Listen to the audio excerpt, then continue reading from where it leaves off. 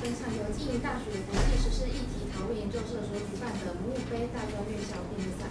我是本场主席石家珍。首先感谢中国国民台中市党部、台中县文化基金会、王彦博学长、静宜大学法律系郭冠甫教授、中文系各个教授等多方位赞助，使本次比赛得以顺利进行。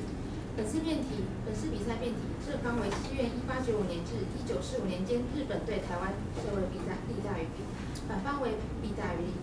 接着介绍双方辩士，正方由台湾科大担任，台北科大担任，不好意思。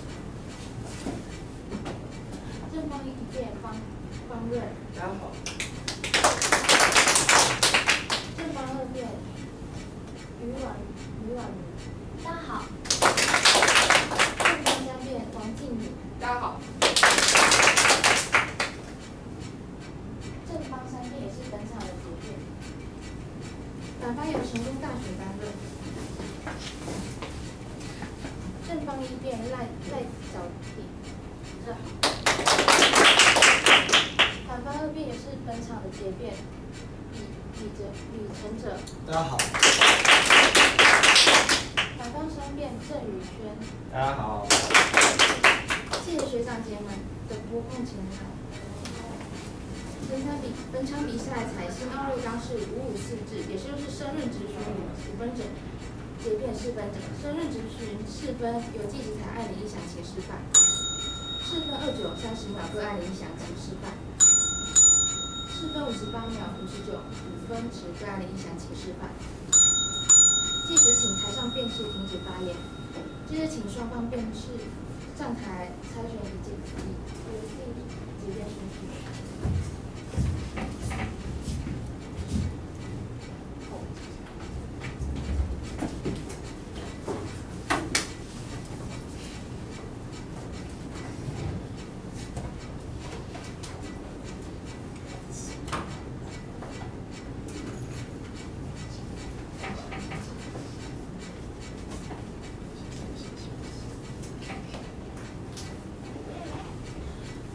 结果由正方反方先行作结。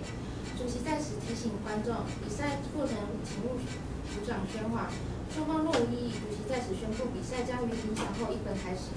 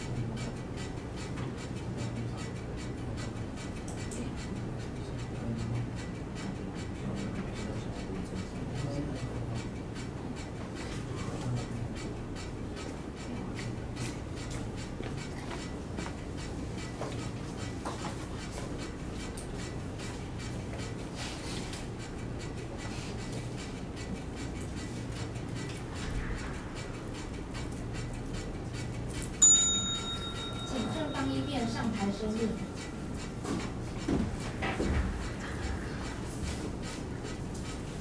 大家好，我方认为要讨论西元1895年到1945年间日本对台湾社会的利弊，应用日本统治前在大清帝国统治之下的台湾与日本统治后台湾的发展做一个纵观的比较。接下来我方将从几个方面进行分析。首先为交通方面，清代的台湾南北交通并不发达，道路都是联络城镇和附近村庄的田洼小径，正常国道也不见车辆交通，旅客不是徒步也是坐轿，货物则是肩挑背负，搬运物品主要依赖人力。其铁路建设也只完成了基隆到新竹境内一段。新竹以南的路段呢，新建计划也以经济拮据而终止。这段铁路施工品质不良，营运管理也差，最后只能载运旅客，几乎没有运送货物的功能。日本人来台湾之后，发现台湾交通系统落后，并由政府新筑铁路，完成的铁路总长度达到1242.5公里。在1899到1940年间，台湾客运人数增加了164倍，货运吨数增加了104倍。在海运的部分，船舶总吨位数与日治初期比较增加了10倍以上，沿岸的航行也进入了现代化阶段。港口拥有起重机和仓库等等现代港湾码头的设备，总督府更建设以及修筑了基隆和高雄两港，使之成为现代化港口。日治时代，台湾也开始了空运，有60名士机场以及11处军用机场，并开通了3条国际线，视为交通建设的一大进程。我们再来看看渡轮航统一的方面，商品经济的发展不但要有货币与渡轮航工具的存在，更要把有关这些工具的制度统一起来的措施。这些制度统一或普及的范围越广大，就越方便使用，商品流动的范围就越广，也就越方便流通。台湾在日治时代的货币制度以及渡轮航制度也进入了现代化阶段。我们来看清治时期，台湾的货币种类繁多，在日治前夕竟然达到了100种以上，而且不止有100种以上，他们还有多种币制单位，而且各具独立性。在日治时期的币制改革呢，如下：第一，计价单位统一为元；第二，流通货币统一为一套；第三，统一了发行机构。这样的币制改革为今后台湾经济健康发展奠下了基础。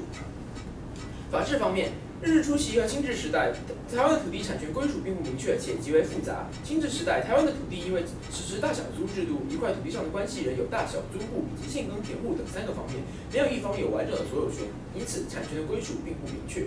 日治初期以土地调查为基础，在1904年废除了大族权，以此明确了土地的所有权。教育方面，在中国，教育的目的只在于培养各级政府官吏，内容为人文学科，强调4书5经的学习。受教育的目的也只是为了科举考试，缺乏对自然科学或实用技术的培养。日治时期教育内容呢，有算术、图画、唱歌、体操、裁缝、家事、实业、手工、农业、商业等。由清朝4书5经改为学习与自身生活有关的科目，从传统教育的各级政府官吏之培养，转为对实用知识之教授。这正是我们现在所追求的，培养出各方面健全的人的所谓全人教育，也就是现代教育的基本雏形。再看公共卫生方面，台湾一直为疾病横行之地，疟疾危害最广，占总死亡人数的10%左右。医疗设施的不足带来的结果为死亡率高，传染病多。日治初期的传染病患者死亡率竟高达50%到80%。在1906年，男子平均预期寿命只有27.7岁，而女子则只有29.0岁。日人领台之初，从2个方面进行了公共卫生改革：一为建立公医制度，实行严密的检疫，普及卫生知识，消毒患者住屋以及施打预防针；二为建立现代的医学教育制度，以培养医学人才。这些措施使得疟疾的死亡率降低了接近6倍。到了1940年，台湾男女平均预期寿命分别提高为41.1岁以及45.7岁。在日治初期，婴儿死亡率在1/1150以上，但到了1940年代，已经降为了1/125以下，降低了17%。农业方面，台湾在清治时代就有了早熟稻的引进，但是历经100多年，早熟稻的普及率仅仅达到了60%到70%。所以那个时期，1890年南部的稻米出口量为32吨，但淡水之稻米进口为2210吨。由此可见，台湾急需进口稻米，无法自给自足。而日治时期，蓬莱米的引进与推广具有重大的意义。稻米产量开始增加，直到1905年，稻米的出口量甚至达到了10万余吨。由此可见，高收获量品种或作物的引进与推广，化学肥料的合理使用，以及大规模的水利设施的建设，使得台湾农业生产大增，达到了提升国民所得、缓和人口成长压力的作用。再看工业方面，清朝时，台湾的工业无论从产值的比重、产品结构、生产组织以及生产技术来看，都相当的落后。台湾气候温和，雨量充沛，且土壤肥沃，有利于农业的发展。然而，台湾缺乏工业原料作物以及天然矿藏，并不利于工业的发展。农业相对于工业而言，比较利润空间。在清代台湾的总产值中，工业部门所占之不及15%。由此可见，如果没有专门的产业政策进行推动的话，经济体系必然自动偏向于农业生产，难以自行完成现代化。而且那个时代，台湾并没有现代化的工厂，生产规模狭小，雇用人数少，生产器具简陋，以处理和人力推动，也没有进入气电力推动的机器工业时代。是在日治之后，现代式的工业生产组织才建立，新的生产技术才引进。这些重大的变革呢，促成了工业快速成长，快速的提高了工业化的程度。1939年，台湾的工业产值终于超过了农畜业总产值，整个经济结构因此而成功现代化转型。综上所述，不论从何种角度看来，日本统治的台湾社会而言，皆是一刀一斧。台当辩是停止发言。请反方2辩上台质询。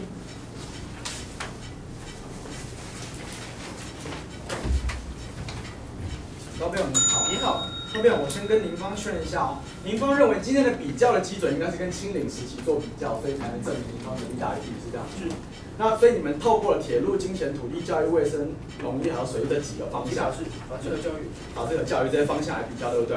那高辩，我先问你一个问题好了，说为什么跟清朝为什么比清朝时期好就可以叫利大于弊？为什么比清朝时期好就可以叫利大于弊？对啊，变好了。对啊，变我告诉你，你们班上有一个人每次考试都考0分，你今天说，我今天跟他比，我考了10分，所以今天我考试的分数很高，利大于弊。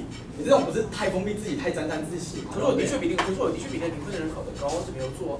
所以这样就叫利大于弊。是啊，如果说我之前考0分，现在考10分，都表你的逻辑很奇怪，都表这是弊跟弊比较，一个很烂的东西跟很烂的东西比，你比它好一点点，你就说它是利大于弊，这很荒谬，都表。比它好一点点，我就是有加分，有加分就是有利益的。不是，都表，比它你要跟它比较。